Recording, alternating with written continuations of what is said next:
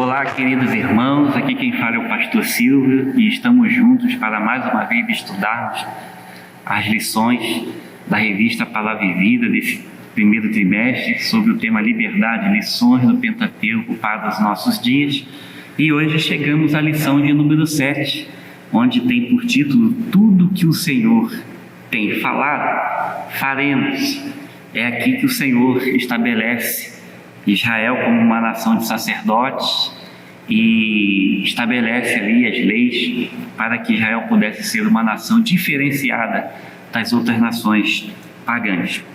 Após a libertação do povo de Israel da escravidão do Egito, o Senhor então estabelece uma nova aliança com os descendentes de Abraão. Essa nova aliança é estabelecida no Monte Sinai, a caminho da terra prometida.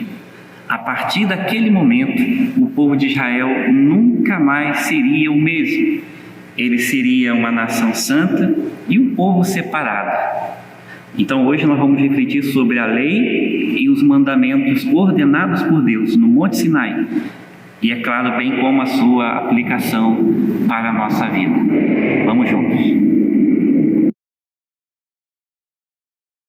Passamos a falar agora sobre o primeiro tópico dessa lição, que tem por título Israel, a nação santa e eleita por Deus. Aqui, nesse ponto, se consolida a eleição de Israel como uma nação santa e escolhida.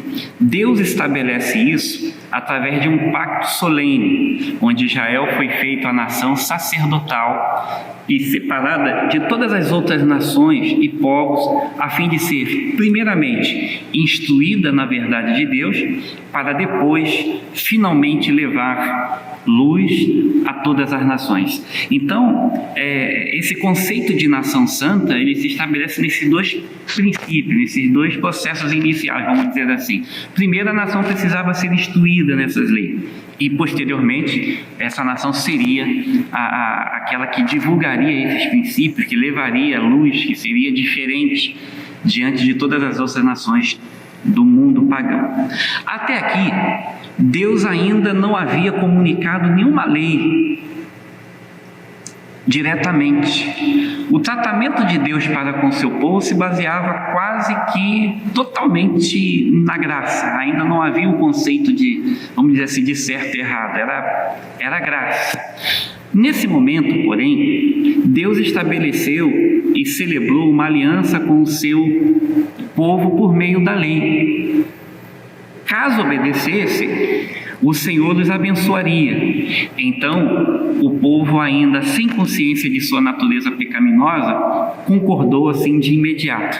Então, quando o Senhor estabeleceu as suas leis, o povo ainda não tinha consciência do que aquilo representaria, do que aquilo traria de responsabilidade, de compromisso, de comprometimento, de renúncia. E é claro, unanimemente, sem essa consciência, o povo concordou de imediato. Os 10 mandamentos representam a expressão da vontade de Deus. São normas de governo. Depois observamos que, para poder aplicar estes princípios na vida do povo, foi acrescentada a lei civil, onde foi também estabelecida a penalidade, assim como instruções para a sua execução. Essas leis também são chamadas de Lei de Moisés, ou a lei, e algumas vezes de a lei de Deus. Então nós vamos observar que os 10 mandamentos teve esse propósito de fazer com que o povo fosse diferente, o povo escolhido de Deus tivesse um comportamento diferente através da observância dessas leis. O resumo de toda a vontade de Deus e dos preceitos da aliança para com Israel ficou conhecido como conhecemos e chamamos hoje de os 10 mandamentos. E aí nós vamos passar para o próximo ponto, onde nós vamos aprender quais eram de fato os propósitos da lei e desses mandamentos. O segundo tópico nos fala dos propósitos da lei e os 10 mandamentos. Para que possamos entender melhor a lei e os 10 mandamentos, precisamos nos reportar a aliança eterna de Deus com Israel, através de Abraão, o pai daquela grande nação estabelecida lá em Gênesis 15. Naquele momento, Deus fez promessas de bênçãos e a possessão da terra de Canaã. Por conseguinte, no livro de Êxodo, Deus estabelece os fundamentos legais da nação de Israel. Assim, o Senhor acrescentou à aliança com Abraão a lei mosaica. Podemos observar, portanto, que a lei sedimentou os fundamentos com a antiga aliança feita com Abraão. Isso nós vamos observar no capítulo 5 da carta aos Romanos, seu capítulo 5, versículo 20. Isso fica muito nítido quando a palavra do Senhor vai nos ensinar exatamente o que isso representa. No capítulo 5, no versículo 20, diz assim: além disso, veio a lei para que a transgressão abundasse, mas onde o pecado abundou, superabundou a graça de Deus. Então, através do conhecimento da lei, veio toda a fundamentação de como Israel deveria se comportar. Veja, sem o conhecimento da lei, Israel não poderia ser cobrado. Então a lei veio exatamente para que o povo, através da sua observância, pudesse alcançar o propósito de Deus de transformar Israel numa nação santa. É relevante, porém, destacar que o Senhor deu a lei a Israel com o fim de mostrar àquele povo que, a partir daquele momento, tornou-se o povo escolhido de Deus e sua nação santa, conforme podemos ver lá em Êxodo 19:4 e o Salmo 147, versículo 19 e 20. Deus não deu a lei e os 10 mandamentos como instrumento de salvação, pois seria impossível ser salvo apenas por guardar a lei. Todavia, ele deu a lei ao povo pelos seguintes propósitos. Primeiramente, com a lei, o Senhor revelou a Israel sua glória e santidade. Em segundo lugar, a lei distinguiu Israel como povo escolhido e separado. E em terceiro lugar, a lei tinha o objetivo de elevar Israel a um padrão de vida santa e piedosa. E em quarto lugar, a lei revelava a condição de pecado da humanidade. E por fim, em quinto lugar, a lei preparava Israel também para a vinda de Cristo. Sobre isso, nós falaremos um pouco mais no terceiro tópico. Passamos a falar agora do terceiro tópico: Cristo, o cristão e a lei. Como nós nos relacionamos com essa lei no dia de hoje? Apesar da universalidade dos 10 mandamentos, podemos perceber um grande contraste entre o restante do antigo sistema mosaico de Israel e a manifestação da graça de Cristo. No Novo Testamento, em Cristo, a lei não separa mais judeus dos gentios, pois agora todos nós somos um. Então aquilo que era para, num primeiro momento, separar Israel das demais nações e fazer com que Israel fosse um povo exclusivamente separado e santo, com a vinda de Cristo e o estabelecimento da sua mensagem do reino de Deus, agora a lei não separa mais. A graça, todavia, é que nos une. Hoje já não há mais gentios, já não há mais judeus. Em Cristo, todos nós somos um. Conforme nós podemos aprender na carta aos Efésios, no seu capítulo 2, no seu versículo 11, a palavra do Senhor vai nos ensinar exatamente esse princípio. Segundo o eterno propósito que fez em Cristo Jesus nosso Senhor, no qual temos ousadia e acesso com confiança pela nossa fé nele. Portanto, eu vos peço que não vos desfaleçais nas minhas tribulações.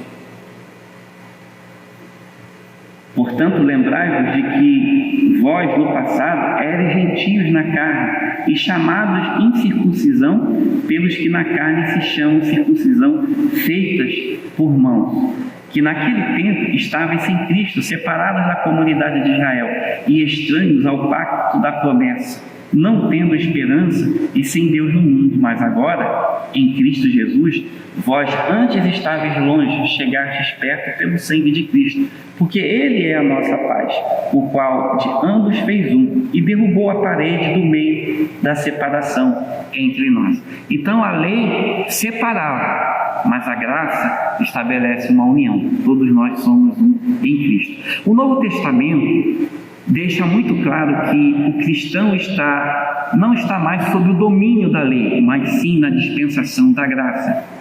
É claro, isso não significa que possamos ignorar o princípio da santidade que consta na lei de Deus e o que Ele espera de nós. Na dispensação da graça, a mudança e a obediência acontecem a partir de uma transformação interna. Isto é, a partir de uma nova natureza em Cristo, enquanto a antiga lei mosaica se baseava em atos exteriores e uma obediência baseada em ritos e símbolos. Se por um lado estamos livres de cumprir toda a lei do Antigo Testamento, somos agora regidos por uma lei muito mais rígida e muito mais severa, que é a lei do amor e a lei da graça de Cristo. Sendo assim, não mais tentamos obedecer a Deus na força da carne, o que, como bem observamos, e a palavra do Senhor nos ensina, isso seria totalmente impossível. Então, o que nos rege agora não é mais a lei mosaica, mas sim a graça de Cristo. Mas não podemos nos enganar e ser ingênuos de achar que a graça nos libera a fazer tudo aquilo que o conceito da lei nos ensinava, que é o de santidade. Muito pelo contrário, a graça nos faz com que obedeçamos a Cristo por livre e voluntariedade de coração, não mais pela força da lei. E aí nós vamos ver o princípio dos 10 mandamentos que foram estabelecidos na lei e como eles se relacionam conosco hoje. Esse é o assunto do próximo tópico. Falamos agora sobre os 10 mandamentos hoje. O nosso propósito aqui nesse tópico é ver como os 10 mandamentos se relacionam conosco hoje como cristãos. O Senhor resumiu os 10 mandamentos em 2 categorias. Uma se referindo ao amor a Deus e a outra ao próximo. Quando a gente observa a palavra do Senhor no Evangelho de Mateus, no seu capítulo 22, vale a pena ler, versículo 37, a palavra do Senhor vai nos ensinar da seguinte forma: respondeu-lhe Jesus: tu amarás o Senhor teu Deus de todo o teu coração e de toda a tua alma e de toda a tua mente. Este é o primeiro e grande mandamento. E o segundo é semelhante a este: tu amarás o teu próximo como a ti mesmo. Então o Senhor reduziu todos os 10 mandamentos nesses 2. Os 4 primeiros nos ensinam a amar a Deus e os outros nos ensinam a amar ao nosso próximo. O apóstolo Paulo, na carta aos Romanos, no capítulo 13, também expõe que quem ama o próximo cumpre toda a lei. É interessante também destacar que toda a lei do Antigo Testamento, na verdade, é uma ampliação e aplicação dos 10 mandamentos. Então vamos relembrar agora como esses 10 mandamentos e como eles se aplicam na nossa vida hoje. O primeiro mandamento diz: não terás outros deuses diante de mim. O que significa? Significa a proibição à adoração de qualquer outro Deus que não seja o Senhor. O segundo mandamento diz: não farás para ti imagem de escultura. Diz respeito à fábrica de imagem e esculturas de divindades, o que é proibido por Deus. O terceiro diz: não tomarás o nome do Senhor teu Deus em vão. Significa que não devemos jurar em nome de Deus e também inclui a blasfêmia, os praguejamentos, os juramentos irrefletidos e as promessas não cumpridas. O quarto nos diz: lembra-te do dia do sábado. Esse mandamento diz respeito à necessidade de descansar e não trabalhar demasiadamente por pura ganância. Este mandamento é também um símbolo do descanso. que os cristãos hoje desfrutam em Cristo. Nenhuma passagem do Novo Testamento ordena aos cristãos a observar literalmente o dia de sábado. O quinto mandamento diz: honra teu pai e tua mãe. Esse é o primeiro mandamento que vem seguido de promessa. Ele ensina a honra aos pais como autoridade familiar. O sexto diz: não matarás. O mandamento ensina a respeitar a vida humana. O sétimo diz: não adulterarás. Esse mandamento ensina a respeitar o casamento e adverte contra o abuso sexual e o comportamento sexual ilícito. O oitavo diz: não furtarás. Ensina o respeito à propriedade particular. O nono diz: não dirás falso testemunho. Nos ensina a respeitar a reputação dos outros. E o décimo diz: não cobiçarás. Mostra o pecado de desejar qualquer coisa a qual Deus não tenha nos concedido. Eu quero concluir te convidando a refletir sobre os seguintes tópicos, os seguintes pontos, ou seguintes aplicações acerca desta lição. Primeiro, após 400 anos no Egito, Deus ensinaria os israelitas a se tornar seu povo especial, em uma nação abençoada. Como é importante obedecer a Deus, pois o Senhor tem sempre os melhores planos para nós. Segundo princípio, no tocante às leis de Deus, a essência está na obediência plena. Não podemos escolher quais ordens devemos obedecer. Pelo contrário, nós nos submetemos à vontade de Deus exatamente porque Ele é Deus. O terceiro princípio, porque a lei foi dada por intermédio de Moisés. A graça e a verdade vieram por meio de Jesus Cristo. Refletindo sobre este versículo, há um contraste entre lei e graça, mas isso não significa que o cristão pode agir sem a lei e ignorar as exigências santas contidas nesta lei para a nossa vida. Quarto princípio, Deus deve ter a primazia em tudo o que fazemos, porque a nossa comunhão com Ele é a maior prioridade que Ele estabeleceu para a nossa vida. E por fim, Deus não nos dá mandamentos porque deseja nos controlar. Pelo contrário, os seus mandamentos nos preparam para recebermos as suas bênçãos. É na obediência que alcançamos as vitórias. E assim seja. Que Deus nos abençoe e nos ajude. Amém.